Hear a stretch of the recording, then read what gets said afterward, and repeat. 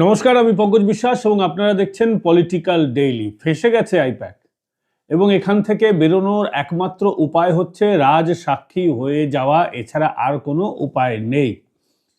আপনারা কি মনে করছেন যে শুধুমাত্র কয়েকটা ফাইল ওখানে থাকতে পারে সেটা ভেবে ইডি গিয়েছিল? যদি আপনারা ভাবেন, ভুল ভাবছেন।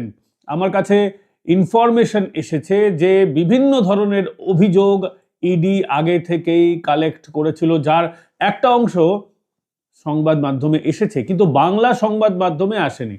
বাংলার সংবাদ মাধ্যমের এগিয়ে থাকা মিডিয়া, পিছিয়ে থাকা মিডিয়া কখনোই এই খবর আপনাদেরকে দেবে না যেই খবর আমি আপনাদেরকে দিচ্ছি। ন্যাশনাল মিডিয়াতে এ নিয়ে বেশ আলোচনা হচ্ছে। আইপ্যাক ফেঁসে গেছে, আবারও কোট আনকোট বলছি, আইপ্যাক ফেঁসে গেছে। রাজসাক্ষী হওয়া ছাড়া আইপ্যাকের কাছে আর কোনো, প্রতীক জৈন সাহেবের কাছে আর কোনো রাস্তা নেই। যদি তিনি বাঁচতে চান, জানি না কতটা কাজ হবে, কিন্তু বাঁচতে চাইলে রাজসাক্ষী হওয়া ছাড়া সমস্ত অভিযোগ যেগুলো আসছে সেই অভিযোগের যতটা সত্যতা আছে সেগুলো কবুল করা ছাড়া আর তার কাছে আর কোনো উপায় নেই।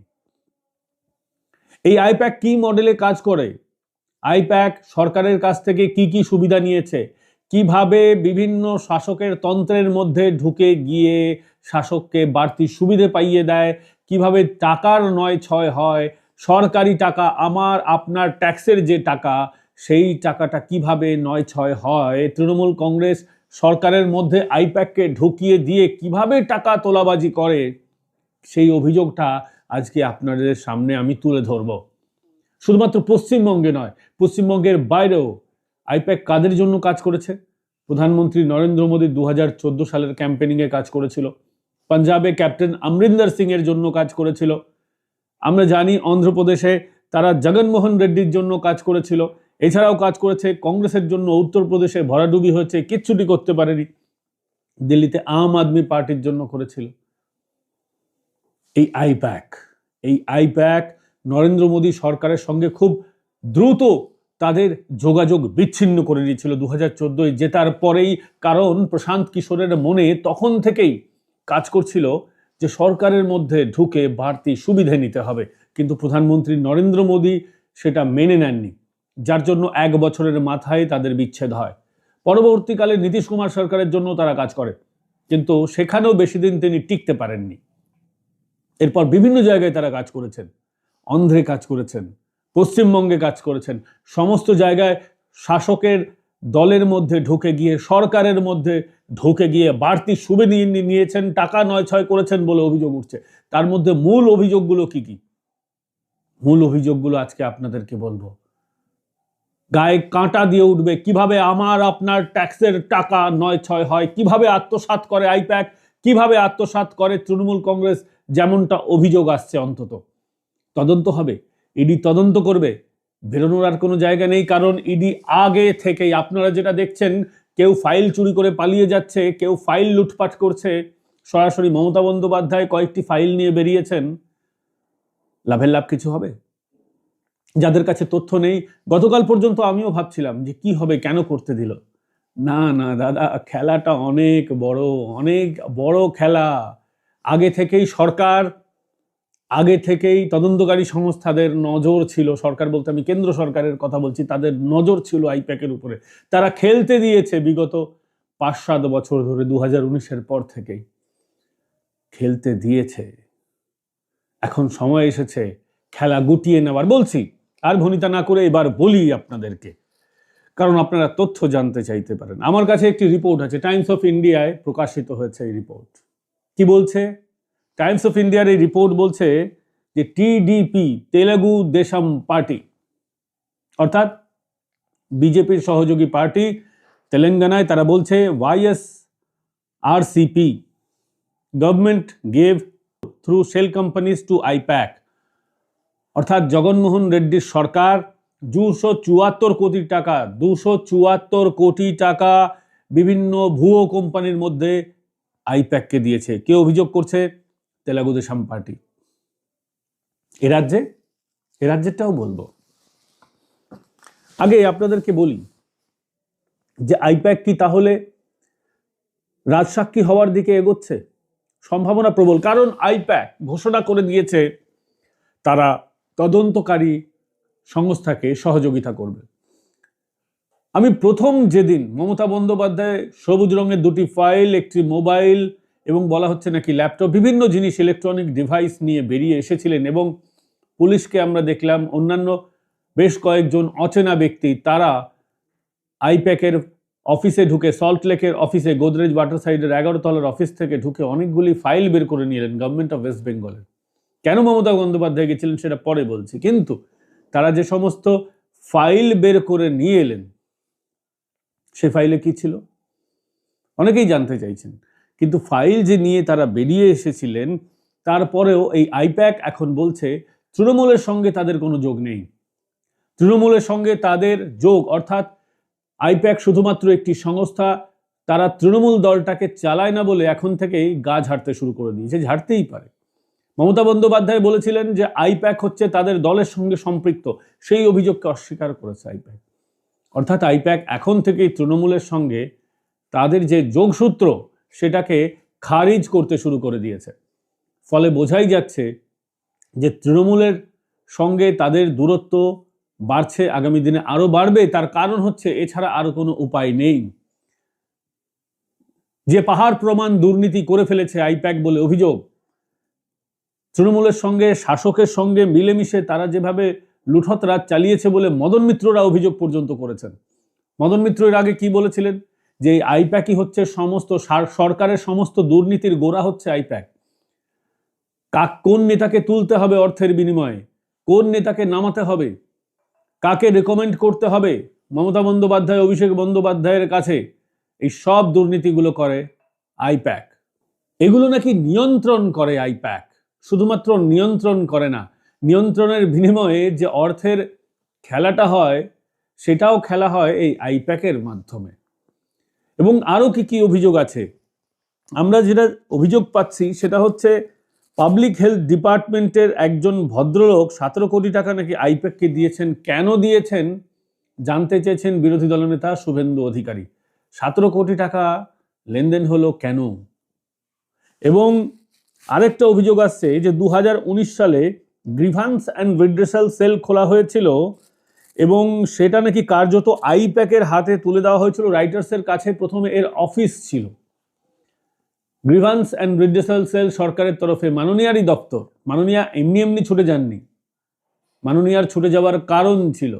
মাননীয়া ছুটে গেছেন আইপ্যাককে বাঁচাতে নয়, নিজেকে বাঁচাতে, এমনটাই বলা হচ্ছে, এমনটাই অভিযোগ। তার কারণ হচ্ছে এই গ্রিভ্যান্স অ্যান্ড রিড্রেসাল সেলের মাধ্যমেই নাকি পরবর্তীকালে উত্তীর্ণ বলে একটি যে অফিস রয়েছে, সেই উত্তীর্ণ ভবনে যখন এই গ্রিভ্যান্স অ্যান্ড রিড্রেসাল সেল চলে যায়, সেই সময় থেকে, উত্তীর্ণতা চলে যাওয়ার সময় থেকে সেখানে আইপ্যাকের কর্মীরা সেখানে বসতে শুরু করে এবং জাঁকিয়ে বসে। সেখানে ডেটা এন্ট্রি অপারেটররা আইপ্যাকের প্রতিনিধি হয়ে ওখানে পৌঁছেছিলেন ঠিকই, কিন্তু তারাই কার্যত নিয়ন্ত্রণ করতেন গ্রিভ্যান্স অ্যান্ড রিড্রেসাল সেল।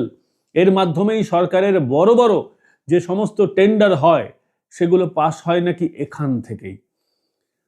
একটা ডিপ স্টেট ক্রিয়েট করে নিয়েছেন মমতা বন্দ্যোপাধ্যায়। ডিপ স্টেট অর্থাৎ সরকারের মধ্যে আমলারা মিলে এবং আমলাদের নেক্সাস, যেখানে সরকারের মধ্যেকার লোকেরা নন, বাইরের লোকেরাও মিলে নানান ফন্দি আছেন, নানান সিদ্ধান্ত নেন। সরকারের থেকে বেশি সিদ্ধান্ত সরকারকে যখন কণ্ঠরোধ করতে শুরু করে বা সরকারকে যখন নিয়ন্ত্রণ করতে শুরু করে আমলারা এবং আমলাদের সহযোগী সংস্থা এবং সরকারের বহির্ভূত লোকেরা, সরকার বহির্ভূত লোকেরা যখন নিয়ন্ত্রণ করতে শুরু করে, তখনই বলা হয় ডিপ স্টেট নাকি অ্যাক্টিভ হয়ে গেছে। এ রাজ্যের ডিপ স্টেট হয়ে গেছে আইপ্যাক এবং সেই ডিপ স্টেট এখন কার্যত নিয়ন্ত্রণ করছে। এবং মমতা বন্দ্যোপাধ্যায় আসলে নিজেকে বাঁচাতে সেখানে ছুটে গিয়েছিলেন বলে এখন বিজেপির তরফ থেকে দাবি করা হচ্ছে। এবং আরেকটা জিনিস আপনাদেরকে বলি, এই যে গঙ্গাসাগর মেলায় আগুন লেগে গেছে, আপনারা অনেকেই খবর দেখেছেন সেটা। এই গঙ্গাসাগর মেলায় এই যে ইলেকট্রিকের যে দায়িত্ব, বিদ্যুৎ বন্টনের যে দায়িত্ব দেওয়া হয়েছে রামচন্দ্রপুরের বাসিন্দা জনৈক সুদীপ্ত সর্দারকে, যিনি নাকি অভিষিক্তা আবাসনে থাকেন, BMW মার্সিডিস ছাড়া চলেন না। গঙ্গাসাগরের বিদ্যুৎ সরবরাহের দায়িত্ব দেওয়া হয়েছে এই ভদ্রলোককে, যার নাম সুদীপ্ত সর্দার। তিনি সরকারের কে, কোন বিভাগে আছেন, কিভাবে টেন্ডার পেলেন? আইপ্যাকের সঙ্গে তার যোগাযোগ কি, সবগুলো কিন্তু তদন্তের আওতায় রয়েছে। মমতা বন্দ্যোপাধ্যায় আসলে বুঝতে পেরেছেন আসল জায়গায় আঘাত দিয়ে দিয়েছে ইডি। প্রথম দিন থেকে বলছি, প্রাণ ভোমরা এই সরকারের, মাননীয়ার, ভ্রাতুষ্পুত্রের, ভাইপো বাবাজির আসল জায়গায় প্রাণ ভোমরায় আঘাত দেওয়া হয়েছে।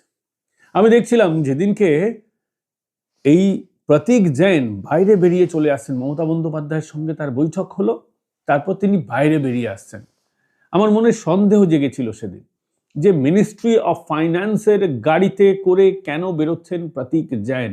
অনেক প্রশ্ন ছিল আমার মনে, অনেক রকমের প্রশ্ন। পরে যেটা বুঝতে পারলাম, মিনিস্ট্রি অফ ফাইন্যান্সের আন্ডারেই কাজ করে ইডি, তার গাড়িতে করেই বেরিয়েছিলেন। যার বিরুদ্ধে অভিযোগ, তার যিনি তদন্তের আওতায় আছেন, তার নিরাপত্তার যদি স্বার্থ বিঘ্নিত হয় বা মনে হয় যে তাকে সুরক্ষিত রাখা দরকার, তখন কিন্তু তদন্তকারী সংস্থা তাদের গাড়ি করে তাকে নির্দিষ্ট লক্ষ্য বা গন্তব্যস্থলে পৌঁছে দিতে পারে। যেমন পুলিশ অনেক সময় কাস্টাডিতে নিলে তুলে নিয়ে যায়, আবার অনেক সময় পৌঁছেও দেয়। ব্যাপারটা খানিকটা সেরকম। তাহলে ইডির সাথে প্রতীক জৈনের প্রাথমিক কথাবার্তা কি হয়ে গেছে? সম্ভাবনা কিন্তু প্রবল। কি হয়েছে না হয়েছে আমি আপনি জানতে পারবো না এই মুহূর্তে, কিন্তু দুয়ে দুয়ে যেমন চার হয় তেমন দিকে কিন্তু বিষয়টা এগোচ্ছে। প্রতীক জৈন এর আগে কখনো মুখ খোলেননি। তিনি প্রথম থেকে কো-ফাউন্ডার এই সংস্থার, অর্থাৎ এই আইপ্যাক সংস্থার। আইপ্যাক সংস্থা 2014 সাল থেকেই, মোটামুটি তার আগে থেকে কাজ করছে। 2014 সালে প্রথম তারা একটা বিরাট বাঘ মারতে পেরেছিল, বিরাট একটা শিকার করতে ফেলেছিল, নরেন্দ্র মোদী সরকারকে ক্ষমতায় আনতে পেরেছিল। নরেন্দ্র মোদী তখন গুজরাটের মুখ্যমন্ত্রী, তাকে সামনে রেখে ক্যাম্পেন করা হয় এবং ইউপিএ সরকারের পতন সময়ের অপেক্ষা ছিল। কিন্তু বিজেপির সেই মুহূর্তে নেতারা অনেকটা মুষড়ে পড়েছিলেন। সেখানে নতুন একটা নেতা তুলে এনে একটা ভাইব তৈরি করে তাকে সরকারে নিয়ে আসা সত্যি একটা সাফল্য। এটা হয়তো আইপ্যাক যদি না থাকতো তাহলেও হয়তো হতো, কিন্তু আইপ্যাক যেভাবে সুন্দর করে কাজ করেছিল সেই সময় এই মডেলটা নতুন ছিল, যে একজনের ভাবমূর্তি তৈরি করে তাকে প্লেস করো। ঠিক এখন যেমন অভিষেক বন্দ্যোপাধ্যায়ের একটা ভাইব তৈরি করা হচ্ছে, বিরাট বড় বড় র্যাম্পে হাঁটছেন অভিষেক বন্দ্যোপাধ্যায়, নায়কের মতো তার দেখতে লুকস তৈরি করে দেওয়া হয়েছে, গমগমে বক্তব্য রাখছেন। বক্তব্যের সারমর্ম কতটা আছে সেটা নিয়ে প্রশ্ন আছে, কিন্তু গমগমে বক্তব্য রাখছেন, কর্মীরা উজ্জীবিত হচ্ছেন। তার লুকস পরিবর্তন করে দেওয়া হয়েছে। আজ থেকে 10 বছর আগে অভিষেক বাবুকে যেমন দেখতে ছিল, আজকে তাকে তেমন দেখতে নেই, গুলুগালু আর নেই। তিনি একদম ফিট, একদম কেতাদুরস্ত চেহারা তার। অভিষেক বন্দ্যোপাধ্যায় নির্ভর বেশ কয়েকটা কর্মসূচি তৈরি করা হচ্ছে। প্রথমে অভিষেক বন্দ্যোপাধ্যায়কে দিদিকে বলার মতো করেই তার একটা বিকল্প কর্মসূচি তার নামে চালানো হয়েছিল। এখন আবার সেবাশ্রয় ক্যাম্প করছেন। হেলথ সেক্টর তো সরকারের একটা বড় দায়িত্ব, সেটাকে টার্গেট করে তার ভাবমূর্তি উপরে করার চেষ্টা হচ্ছে, যদিও বিভিন্ন কেলেঙ্কারিতে চার্জশিটে নাম জড়িয়ে গিয়ে তার ভাবমূর্তি কতটা কলুষিত হয়েছে কি হয়নি সেটা সময়ই বলে দেবে। কিন্তু মমতা বন্দ্যোপাধ্যায় যে ছুটে গিয়েছিলেন সেটা তো আর এমনি এমনি যাননি। আপনাদেরকে আগেও বললাম, আবারও বলছি, পরবর্তীকালে নারদা কেসে যখন 2021-এ ভরাডুবি হওয়ার পর বিজেপি পটপট করে তৃণমূলের নেতাদের তুলে নিল, তার সঙ্গে বিজেপিতে যারা এসেছিলেন জলশোভন তাকেও তুলে নিল। সেই সময় মমতা বন্দ্যোপাধ্যায় ছুটে গিয়েছিলেন, সেই সময় খুব একটা লাভ করতে পারেননি। নারদা কেস এমনিতেই একটা ফ্লপ কেস ছিল। 2-4-5 লাখ টাকা এদিক ওদিক নেতাদের হাতে নেওয়া, 1 টাকার দুর্নীতি ও দুর্নীতি, কিন্তু একটা দুর্নীতির তো একটা লেভেল হয়। 2 টাকার চুরি আর 2 লক্ষ টাকার চুরি তো এক হতে পারে না। আইনের খাতায় অপরাধ সমান হলেও তার অপরাধের একটা গুরুত্ব আছে। এমনিতেই এই নারদা কেস টিকতো না, তার রাজনৈতিক অনেকগুলি কারণ আছে। কিন্তু সারদা কেসে যেভাবে রাজীব কুমারকে মমতা বন্দ্যোপাধ্যায় বাঁচাতে সক্ষম হয়েছিলেন, এবারটি আর হচ্ছে না। তার কারণ সারদা কেসে ফাইলগুলো অলরেডি হাফিস হয়েছিল। এবার আপনারা বলতে পারেন ফাইলগুলো হাফিস হয়েছে। ফাইলগুলো গভর্নমেন্ট অফ ওয়েস্ট বেঙ্গলের ফাইল। সব তিনি যে সরিয়ে নিয়ে আসতে পেরেছেন এমনটা নয়। ইডি জানিয়ে দিয়েছে তারা প্রয়োজনীয় অনেক ফাইল বাজেয়াপ্ত করেছে, এবং কিছু ফাইল ইডি ইচ্ছাকৃতভাবে হাতছাড়া করেছে কিনা, মমতা বন্দ্যোপাধ্যায় ইডির ট্যাপে পা দিয়ে দিয়েছেন কিনা, সেটা নিয়েও কিন্তু প্রশ্ন আছে।